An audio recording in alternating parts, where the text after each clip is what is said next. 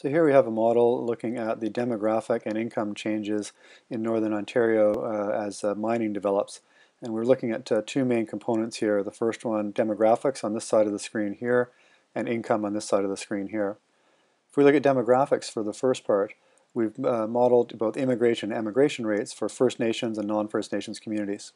So we look at the First Nations immigration rate, First Nations emigration rate, people leaving the community, and the impact of that on the First Nations population. And right now in the area, the vast majority of the population is First Nations.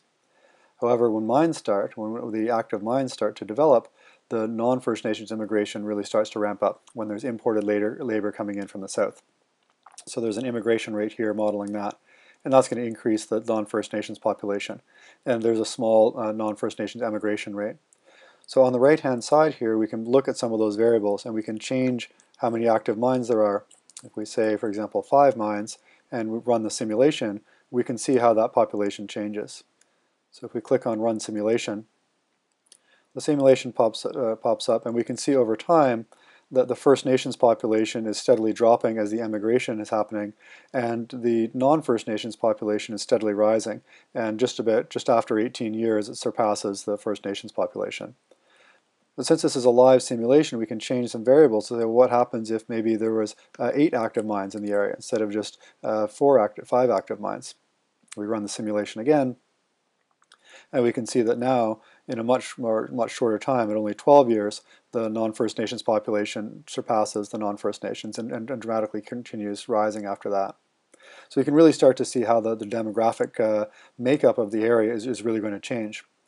You can also see the same sorts of changes in imbalance with income distribution. Here we're looking at mining income coming into First Nations communities as well as non-First Nations communities. And one of the key variables is the First Nations proportion of income. What proportion of jobs, what proportion of local income is being captured by the local First Nations community? And we can change that variable and take a look at what that proportion actually looks like. So here we're saying half. But maybe at the start of the mining, maybe only 10% of the jobs are going to be available for First Nations communities.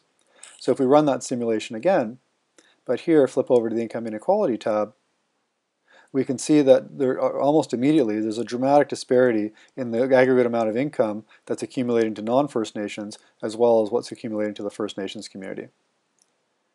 If we wanted to change that to say, well, maybe we could actually do some job development and maybe get up to half of the jobs be filled by the local First Nations community, we can see what that would look like.